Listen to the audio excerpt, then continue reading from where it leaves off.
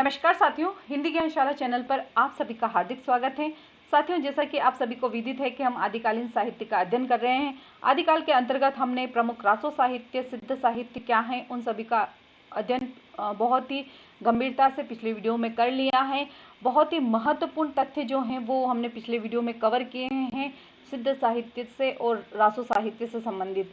अगर आपने वो वीडियो नहीं देखे हैं तो प्लेलिस्ट बनी हुई है हिंदी साहित्य के नाम से, चैनल पर जाकर आप उन्हें चेकआउट कर सकते हैं। आज जो हम पढ़ने वाले हैं बहुत ही महत्वपूर्ण साहित्य, जैन साहित्य, जिसे हम राज साहित्य भी कहते हैं। राज साहित्य के अंतर्गत हम देखेंगे कि राज साहित्य की प्रमुख विशेषताएं क्या हैं, प्रमुख कवि और रचनाकार कौन कौन हैं, साथ ही साथ कौन कौन से ऐसे काव्य हैं जो प्रबंधक, मुक्तक, फागु साहित्य और राज साहित्य के अंतर्गत आते हैं। उन्हीं सभी को लेकर आज का यह वीडियो है, तो वीडियो को पूरा ज़रूर देखिएगा। बहुत ही महत्वपूर्ण तथ्य हैं वो मैं आपके सामने आज लेकर आई हूँ। तो शुरू करते हैं बिना देरी किए। जैसा कि आप सभी को विदित है कि आरपीएससी ने अपने एग्ज़ाम की जो डेट है फर्स्ट ग्रेड और सेकंड ग्रेड की वो डिक्लेयर कर दी हैं। तो आपको अब जो है तैयारी में थोड़ी सी गति देनी पड़ेगी। तो बिना देरी के हम भी स्टार्ट करते हैं प्रमुख राज साहित्य और जैन साहित्य।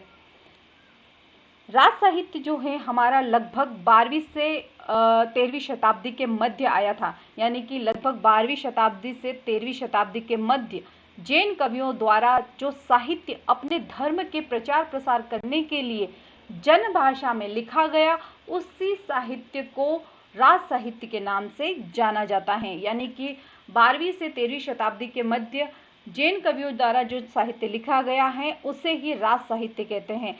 राज साहित्य मुख्यतः गुजरात, राजस्थान और दक्षिणी भारत में रचा गया है। यानी कि राज साहित्य का जो स्थान है वो गुजरात, राजस्थान और दक्षिणी भारत है। साउथ का जो भारत है वो वहाँ पर आता है मुख्य रूप से। अगला जो आता है बहुत ही महत्वपूर्ण पॉइंट, जैन धर्म की जो पवित्र पुस्तक है, जैन धर्म की पवित्र पुस्तक को आगम साहित्य या आगम सूत्र के नाम से जाना जाता है। बहुत ही महत्वपूर्ण लाइन है, कभी भी परीक्षा में पूछी जा सकती है कि जैन धर्म की प्रमुख पवित्र पुस्तक कौन सी है या पवित्र ग्रंथ कौन सा है, तो वो है आगम साहित्य या आगम सूत्र।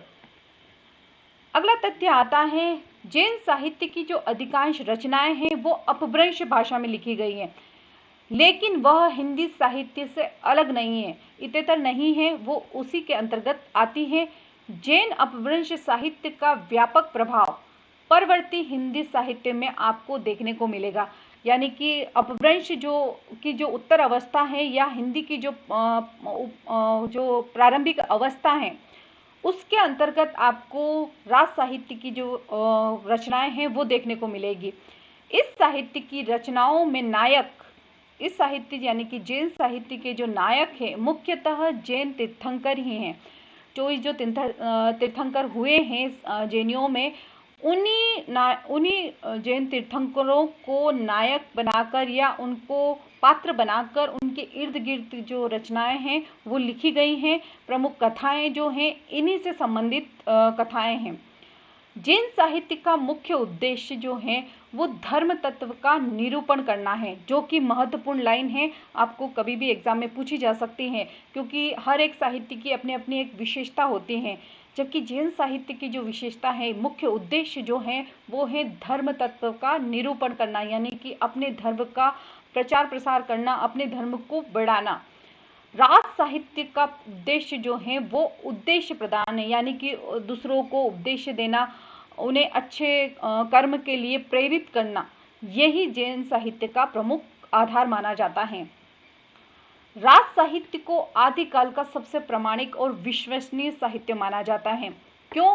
क्योंकि इसमें बढ़ा चढ़ाकर वर्णन नहीं किया गया है। सबसे साहित्य जैसे कि हमारा रासो साहित्य है लगभग अतिशयोक्तिपूर्ण साहित्य है, उसके नायक जो हैं ऐसा लगता है कि काल्पनिक है, किंतु राज साहित्य के अंतर्गत जितने भी नायक हैं वो वास्तविक जीवन के हैं। उन्होंने जो अनुभव किया है उन्हीं को लेकर ही उन्होंने रचना लिखी है, इसी कारण इस रचना को प्रामाणिक रचना माना जाता है।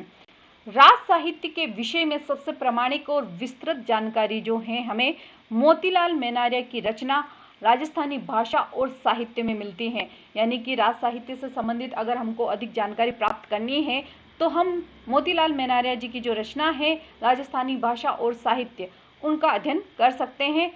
मेनारिया जी ने लगभग 87 कवियों का उल्लेख किया है, जैन कवियों का। अगली जो बात आती है जैन साहित्य से संबंधित प्रमुख विशेषताएं या प्रमुख प्रवृत्तियां, जो कि एग्जाम के पॉइंट ऑफ व्यू से बहुत ही महत्वपूर्ण है, बहुत ही ध्यान से आपको पढ़नी है। पहली आती है रहस्यवादी विचारधारा का समावेश। जितना भी जैन साहित्य या राज साहित्य जो लिखा गया है रहस्यवादी विचारधारा से परिपूर्ण है। दूसरी विशेषता आती है आत्म अनुभूति पर विश्वास, यानी कि जितने भी जैन साहित्यकार हैं, जैन नायक जो हैं, वो आत्म अनुभूति पर विश्वास करते हैं, यानी कि जो स्वयं पर अनुभूत होता है, जो स्वयं अनुभव करते हैं, वो ही सत्य हैं, बाकी सारी काल्पनिकता है। काव्य रूपों में विविधता, आपको राज साहित्य के अंतर्गत आचार साहित्य, फागु साहित्य हैं, राज साहित्य हैं, वो आपको देखने को मिलेंगे, जो कि इनके काव्य की प्रमुख विशेषता है। चौथा आता है कर्मकांड और रूढ़ि परंपराओं का विरोध, जो कि सभी साहित्यों की एक विशेषता मानी जाती है, प्रमुख। अगला है विषय की विविधता। यहाँ पर आपको जैन साहित्य के अंतर्गत विषय में आपको विविधता देखने को मिलेगी। प्रत्येक जो रचनाएं हैं वो एक जैसी न होकर अलग अलग विषयों पर लिखी गई हैं। अगला आता है बहुत ही महत्वपूर्ण जो विशेषता है या प्रवृत्ति है, उपदेश मूलता। क्योंकि राज साहित्य जो है किसी स्थान से संबंधित न होकर उपदेश मूलकता जो है वो प्रमुख प्रवृत्ति यहाँ पर रखता है, क्योंकि घटनाओं की जो हैं उनको उन्होंने प्रमुख न मानकर उपदेश जो है उनको प्रमुख माना है, यानी कि घटनाएं जो हैं वो गौण हो जाती हैं, उपदेश जो इन्होंने दिया है वो महत्वपूर्ण है। अगला आता है तात्कालीन स्थितियों का यथार्थ चित्रण। जितने भी जैन नायक हैं उन्होंने तात्कालीन परिस्थितियां जो थी उनका उन्होंने यथार्थ चित्रण किया है अपने रचनाओं में। शांत और निर्वेद रस का प्रधानता, जो कि जैन साहित्य की प्रमुख प्रवृत्ति मानी जाती है, आपको रचनाओं में शांत और निर्वेद रस जो हैं वो देखने को मिलेगा। प्रेम के विविध रूपों का चित्रण इसके अंतर्गत किया गया है। 10वां है गीत तत्व की प्रधानता, जैसे कि फागु साहित्य हैं वो उनको कुछ जो साहित्य हैं राज साहित्य या जैन साहित्य उनको गाया जा सकता है, इसी कारण से इनके साहित्य की विशेषता है गीत तत्व की प्रधानता। अगला है लोक भाषा की प्रतिष्ठा।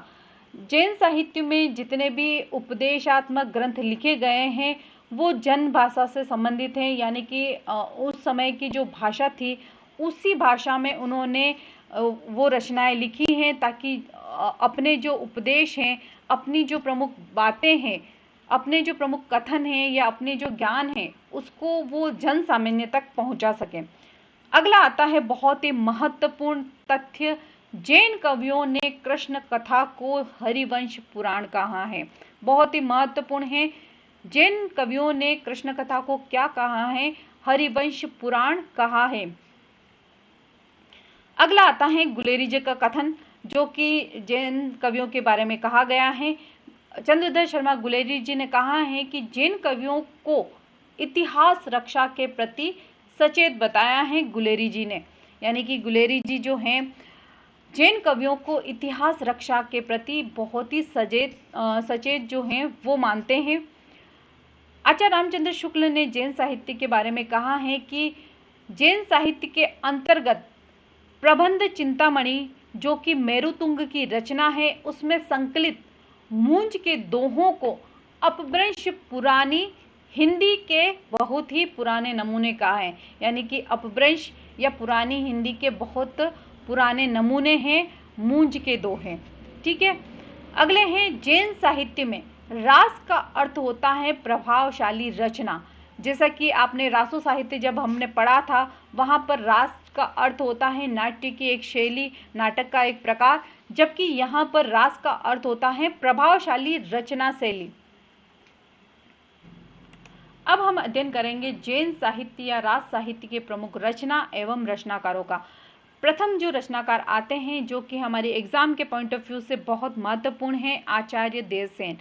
कई बार परीक्षा में पूछा गया है कि देवसेन की रचना का नाम क्या है, तो उनकी रचना का नाम श्रावकाचार्य है। या फिर यहाँ से एक प्रश्न और बनता है कि श्रावकाचार्य किसकी रचना है, तो श्रावकाचार्य देवसेन की रचना है, जो कि 933 ईस्वी के लगभग रची गई थी।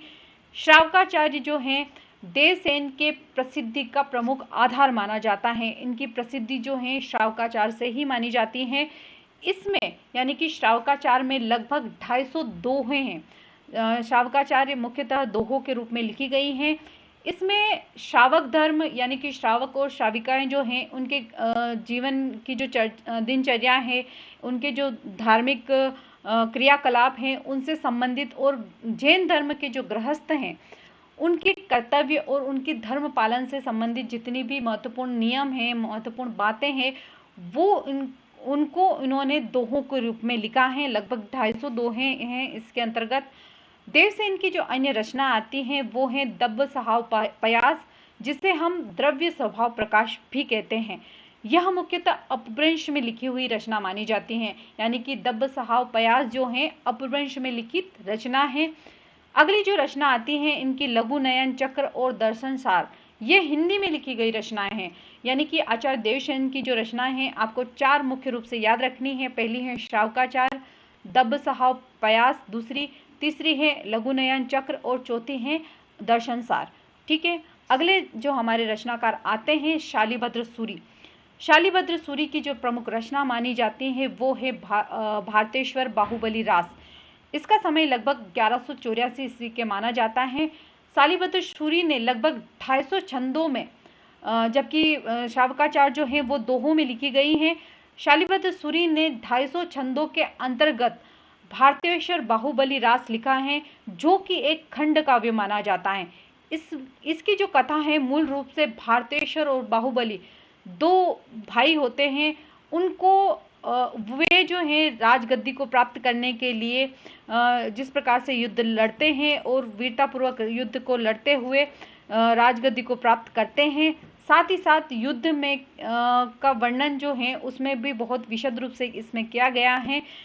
युद्ध के पश्चात दोनों भाइयों में किस प्रकार से विरक्ति आ जाती है और वो जैन धर्म को धारण करके मोक्ष को प्राप्त करते हैं, उन सभी पूरी कथा को एक खंड काव्य के रूप में शालिभद्र सूरी ने भारतेश्वर बाहुबली रास ग्रंथ के नाम से इन्होंने लिखा है।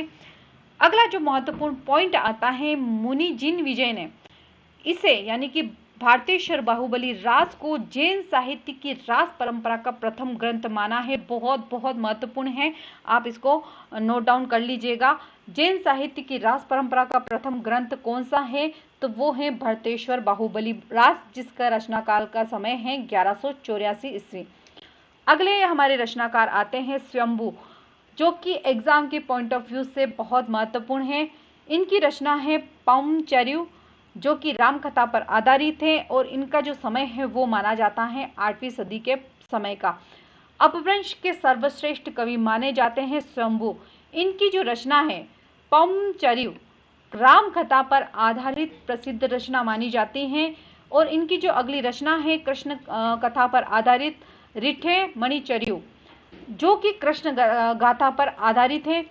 पंचमी चर्यु, स्वयंभू छंदस, इनकी प्रमुख रचनाएं मानी जाती हैं। यानी कि जो स्वयंभू हैं उनकी कौन कौन सी रचना है, पहली है पाउमचर्यु जो कि राम कथा पर आधारित है, दूसरी है रिठे मणिचर्यु जो कि कृष्ण कथा पर आधारित है, तीसरी है पंचमी चर्यु, और चौथी है स्वयंभू छंदस, जो है इनकी 4 प्रमुख रचनाएं मानी जाती हैं। अगली जो महत्वपूर्ण लाइन है, स्वयंभू अपभ्रंश के वाल्मीकि कहे जाते हैं। कई बार परीक्षा में आया हुआ है कि अपभ्रंश का वाल्मीकि किसे कहा जाता है, स्वयंभू है, आचार्य देवसेन है, या शालिभद्र सूरी है, या अन्य कवि हैं। अपभ्रंश के जो वाल्मीकि कहे जाते हैं वो हैं स्वयंभू। ठीक है, आपको याद रखना है, कई बार परीक्षा में पूछा गया है यह प्रश्न। इवन यूजीसी नेट से लेकर आप फर्स्ट ग्रेड सेकंड ग्रेड के जो एग्ज़ाम दे रहे हैं उसमें भी आने की संभावना है यह इस प्रश्न की। इन्होंने तुलसी की भांति विनयता पूर्वक जो है स्वयं को कुकवि कहा है। यानी कि तुलसी की भांति ही जिस प्रकार से तुलसी ने स्वयं के लिए कुकवि जो उपनाम है वो दिया है, उसी प्रकार स्वयंभू ने भी अपने लिए कुकवि की उपाधि जो है वो धारण की है। पौमचरित स्वयंभू पूरा नहीं कर सके थे। पौमचरित जो है राम कथा पर आधारित रचना जो है वो स्वयंभू की अधूरी रचना मानी जाती है, जो उनके पुत्र त्रिभुवन ने पूरी की थी। इसकी जो भाषा है गामेल भास, यानी कि सामान्य जो जन भाषा है उसी भाषा में ये रचना जो है पौमचरित जो है वो लिखी गई है। अगले रचनाकार आते हैं हमारे पुष्पदंत। पुष्पदंत जो हैं जिनकी रचना है जसहरचर्यु, जो कि लगभग 10वीं शताब्दी की मानी जाती हैं।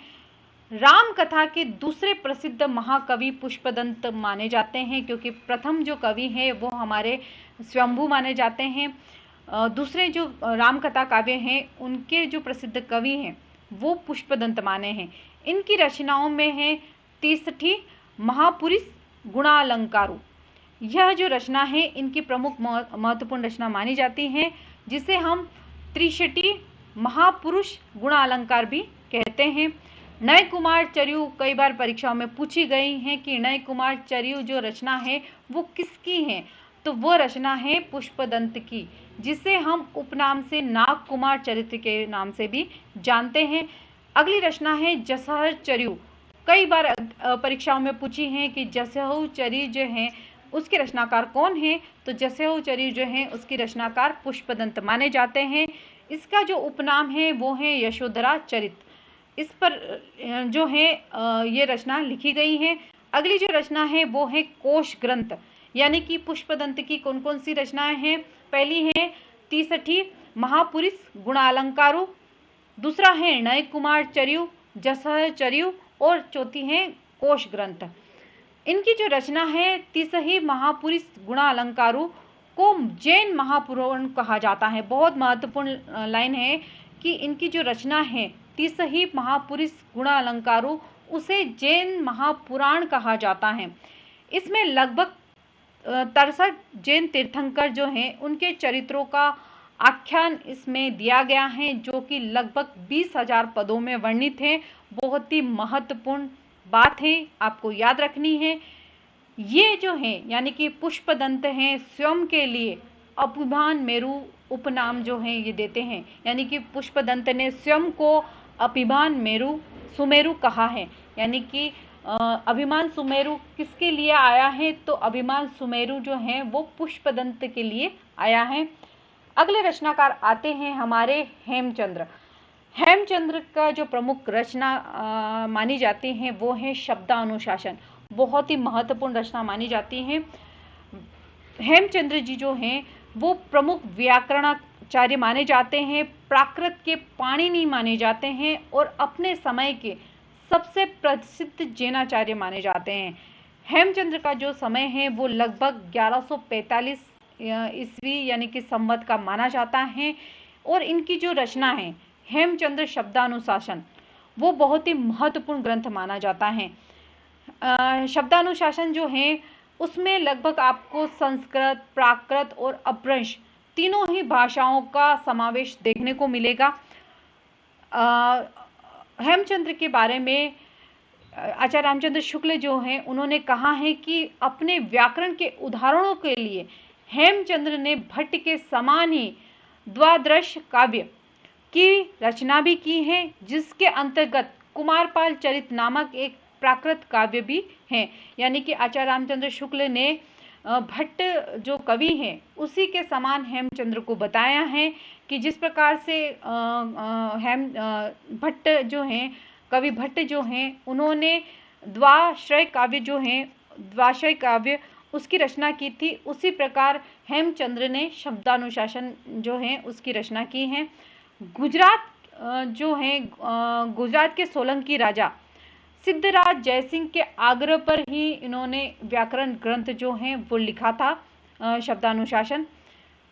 हेमचंद्र की जो अनेक अन्य रचनाएं जो हैं वो है त्रिशटी शलाका, पुरुष चरित, देशी नाम माला, कोश और कुमारपाल चरित्र, जो कि प्राकृत भाषा में लिखा गया है, बहुत ही महत्वपूर्ण है। अगले आते हैं कवि हमारे मेरुतुंग, जिनकी रचना है प्रबंध चिंतामणि, जो कि लगभग 1304 ईस्वी के समय की मानी जाती हैं। इसमें प्राचीन राजाओं की कथाएं जो हैं वो संकलित की गई हैं। इसमें राजा भोज के चाचा मूंज के कहे हुए दोहे जो हैं बहुत ही रसयुक्त हैं, बहुत ही उत्कृष्ट रूप से इसमें रचित हैं। अगले आते हैं जैन मुनि जीन धर्म सूरी। इनकी जो रचना है वो है स्थूलभद्र रास, जो कि लगभग 1209 ईस्वी की मानी जाती है। स्थूलिभद्र रास जो है, इसमें स्थूलिभद्र और कोशा नामक जो वेश्या हैं उसकी प्रेम कथा का बहुत ही वर्ण विषय जो है इसको बनाया गया है। बहुत ही विशद इसका वर्णन किया गया था और इसकी जो भाषा है वो अपभ्रंश प्रभावित हिंदी मानी जाती है। अगले आते हैं हमारे जैन रचनाकार आसगु। इनकी जो प्रमुख रचना है वो है चंदनबाला रास, जो कि 1200 ईस्वी में रचित है। लगभग 35 छंदों में रचित चंदनबाला रास जो है एक लघु खंड काव्य माना जाता है। इसकी जो रचना है जालोर में हुई थी और इसकी कथा जो है चंपा नगरी के राजा दधिवाहन जो हैं उनकी पुत्री चंदनबाला के अपहरण, जो कि लगभग 7 वर्ष की आयु में ही हो गया था, और उसके पश्चात किस प्रकार से वो बेच दी जाती हैं, वेश्यालय में बेच दी जाती हैं और वेश्यावृत्ति करते हुए अंत में महावीर स्वामी से दीक्षा लेती हैं और दीक्षा के उपरांत फिर वो मुक्ति को प्राप्त करती हैं। उसी पर बुनी हुई ये सारी रचना मानी जाती हैं चंदनबाला रास, जो कि असगु द्वारा लिखी गई हैं। करुण रस से ओतप्रोत यह लघुखंड काव्य रचना मानी जाती है। बहुत ही प्रभावशाली जैन काव्य हैं। अगले आते हैं हमारे सुमति गणी, जिनकी रचना है नेमिनाथ रास, जो कि लगभग 1213 के मध्य की मानी जाती है। 58 छंदों में रचित यह लघु रचना नेमिनाथ एवं कृष्ण का वर्णन जो है वो अपभ्रंश प्रभावित राजस्थानी हिंदी में इसमें किया गया है। 58 छंद हैं इसमें। सुमति गुणी द्वारा नेमिनाथ रास जो हैं उसकी रचना की गई है 1213 ईस्वी में। अगली रचनाकार आते हैं सोमप्रभ सूरी, जिन्होंने कुमारपाल प्रतिबोध है उस ग्रंथ की रचना की है। इसमें हेमचंद्र द्वारा कुमारपाल को दिए गए उपदेशों का वर्णन मिलता है। यह रचना जो है यत्र तत्र आपको अपभ्रंश के दोहे भी इसमें आपको देखने को मिल जाएंगे। मुख्य रूप से जो ये कथा है हेमचंद्र द्वारा कुमारपाल जो है उसके उपदेशों पर लिखित है। अगले आते हैं विजय सेन सूरी, जिनकी प्रमुख रचना मानी जाती है रेवंत गिरिराज, जो कि लगभग 1231 ईस्वी की रचना मानी जाती है। यह कथा जो है तीर्थंकर नेमिनाथ की प्रतिमा एवं रेवंतगिरी तीर्थ पर आधारित है। वास्तुकलात्मक सौंदर्य यानी कि स्थापत्य की दृष्टि से अगर देखा जाए और प्राकृतिक चित्रण की दृष्टि से देखा जाए तो ये बहुत ही उल्लेखनीय जैन साहित्य माना जाता है। साथियों, जैन साहित्य को हम 4 प्रमुख भागों में बांट सकते हैं: प्रबंधक काव्य के रूप में, मुक्तक काव्य के रूप में, फागु काव्य के रूप में और जैन रास काव्य के रूप में। यहीं से आपके जो प्रश्न हैं वो बनने के आसार हैं, क्योंकि कई बार परीक्षा में पूछा जाता है निम्न में से साहित्य में से प्रबंधक काव्य कौन सा नहीं है, मुक्तक काव्य कौन सा नहीं है। 4 ऑप्शन दे दिए जाते हैं, उसमें से 3 जो है मुक्तक काव्य दे दिए जाते हैं और उस चौथा जो है प्रबंधक काव्य डाल दिया जाता है और पूछा जाता है निम्न में से कौन सा काव्य जो है मुक्तक काव्य नहीं है। तो आपको बहुत ही ध्यान से पढ़ना है। यहाँ पर पहला जो है हम पढ़ेंगे प्रबंधक काव्य। प्रबंधक काव्य के अंतर्गत हम स्वयंभू की जो 2 रचनाएं हैं, पौमचर्य जिसे हम पदमचरित भी कहते हैं, जो कि राम कथा पर आधारित रचना है। दूसरी है रिठेमणिचर्य, जो कि कृष्ण कथा पर आधारित है। ये स्वयंभू की 2 रचनाएं जो हैं वो प्रबंधक काव्य के रूप में आती हैं। दूसरे रचनाकार हैं पुष्पदंत। इनकी 3 प्रमुख रचनाएं जो कि 63 महापुरुष गुणालंकार, जसहोचर्य और नय कुमारचर्य, ये तीनों जो रचनाएं हैं ये प्रबंधक काव्य के रूप में आती हैं। अगले रचनाकार हैं हमारे धनपाल, जिसकी रचना है भविष्यत कहा। यह भी प्रबंधक काव्य की श्रेणी में ही आती है। अगले मुनि आते हैं हमारे कनकामर मुनि, जिनकी रचना है करकंडचर्य। वो भी प्रबंधक काव्य की ही श्रेणी में आती हैं। यानी कि लगभग जो 6 से 7 रचनाएं जो हैं जैन साहित्य की, वो प्रबंधक काव्य की श्रेणी में आती हैं। पहले हैं पौमचर्यु, रिठेमणिचर्यु, तिरसठी महापुरुष गुणालंकार, जसयौचर्यु, नय कुमारचर्यु, भविष्यत कहा और करकंडचर्यु। ये सारी जो रचनाएं हैं प्रबंधक काव्य की श्रेणी में आते हैं। अगले आते हैं हमारे मुक्तक काव्य। मुक्तक काव्य के अंतर्गत योगिंदु जो हैं उनकी परमार्थ प्रकाश रचना है, उसे मुक्तक काव्य के रूप में लिखा गया है, जो कि 10वीं शताब्दी की मानी जाती है। दूसरी रचना है योगसार, वो भी 10वीं शताब्दी की रचना मानी जाती है, प्रमुख मुक्तक काव्य के रूप में आती है। देवसेन की जो रचना है श्रावकाचार और सावय धम दोहा, ये दोनों रचनाएं जो हैं वो भी मुक्तक काव्य के अंतर्गत रची गई हैं।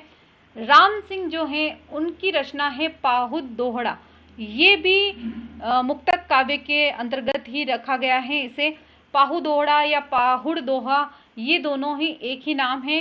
राम सिंह की रचना है, मुक्तक काव्य की श्रेणी में आती है यह।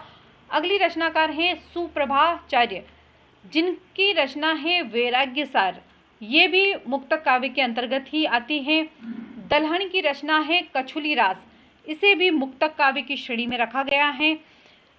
और दलहन की एक और रचना है गए सुकुमार रास, यह भी मुक्तक काव्य की श्रेणी में रखा गया है इसे। यानी कि कुल रचनाएं जो हैं योगिंदु की परमार्थ प्रकाश, योगसार, देवसेन की है सावय धर्म दोहा, शावकाचार्य, रामसेन की है पाहु दोहड़ा, सुप्रभाचार्य की है वैराग्य सार, दलहन की है कछुली रास या गए सुकुमार रास। ये सारी जो रचनाएं हैं मुक्तक श्रेणी में रखी गई हैं। यहाँ से जो प्रश्न बन सकता है, पहला है परमार्थ प्रकाश के बारे में भी पूछा जा सकता है, शावकाचार्य के बारे में भी पूछा जा सकता है और पाहु दोहड़ा के बारे में भी पूछा जा सकता है। ये आपको याद रखनी है। अगली जो रचनाएं आती हैं हमारी जैन रास काव्य। जैन रास काव्य के अंतर्गत किसे किसे रखा गया है? पहली है भरतेश्वर बाहुबली रास, जिसके रचनाकार हैं शालिभद्र सूरि। उन्होंने 1184 ईस्वी में इस रचना को लिखा था। ये रास काव्य परंपरा की श्रेणी में आती है। दूसरा है बुद्धि रास, जो कि शालिभद्र सूरि ही द्वारा लिखी गई है, 1200 ईस्वी के लगभग की। चंदनबाला रास और जीवदया रास, जो कि आस्कू की रचना मानी जाती है, 1200 ईस्वी के मध्य की मानी जाती है। यह भी रचना रास काव्य के अंतर्गत आती है। स्थूल भद्री रास जो है वो भी जैन धर्मसूरी द्वारा रचित है, जैन रास काव्य के अंतर्गत आती हैं। रेवंतगिरी रास जो है वो भी रास परंपरा की रचना मानी गई है। यानी कि जिस रचना के पीछे आपको रास शब्द जो है वो देखने को मिल जाए तो वो रास परंपरा के, जैन रास काव्य की परंपरा की रचना मानी जाती हैं। अब है आबू रास पलहन की जो रचना है वो 1232 ईस्वी में लिखी गई थी। ये जैन रास काव्य के अंतर्गत ही आती है। नेमिनाथ रास, जिसके रचनाकार हैं सुमति गुणी, यह भी जैन रास काव्य के अंतर्गत ही आती हैं। 1238 ईस्वी की रचनाकार काल जो है वो माना जाता है। यानी कि लगभग 6 से 7 रचनाएं जो हैं भरतेश्वर बाहुबली रास, बुद्धि रास, चंदनबाला रास, जीवदया रास, स्थूल बद्री रास, रेवंतगिरी रास, आबू रास, नेमिनाथ रास, ये सारी जैन रास काव्य के काव्यधारा की प्रमुख रचनाएं हैं। अगला आता है जैन फागु काव्य। यहाँ पर 3 ही प्रमुख रचनाएं हैं जो फागु काव्य के अंतर्गत आती हैं। पहली है जीन दत्त सूरि फागु, जो कि 1285 ईस्वी में लिखा गया है।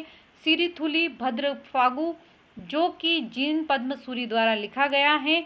और नेमिनाथ फागु, जो कि राजशेखर सूरि द्वारा लिखा गया है। यहाँ से आपको जो अगर पूछा जाता है तो वो नेमिनाथ फागु पूछा जा सकता है।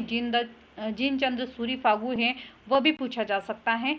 तो आप उनको बहुत ही ध्यान से पढ़िएगा कि कौन सी जो रचनाएं हैं मुक्तक के अंतर्गत आती हैं, कौन सी प्रबंधक के अंतर्गत आती हैं, कौन सी रास साहित्य काव्य के अंतर्गत आती हैं और कौन सी फागु साहित्य के अंतर्गत आती हैं।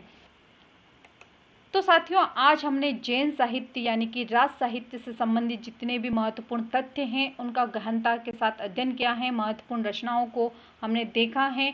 अगर आपको मेरा वीडियो पसंद आता है तो इसे लाइक कीजिएगा, शेयर कीजिएगा अपने दोस्तों के साथ में, अपने मित्रों के साथ में। जो भी आपके साथ पढ़ने वाले हैं उनके साथ में शेयर ज़रूर कीजिएगा। चैनल को सब्सक्राइब करना ना भूलिएगा, साथ ही साथ बेल आइकन जो है उसे भी प्रेस कर दीजिएगा, ताकि आने वाली जितनी भी नोटिफिकेशन है वो आप तक ज़रूर पहुंच सके और आप जो हैं अपनी पढ़ाई को गति दे सकें। Thank you for watching. धन्यवाद।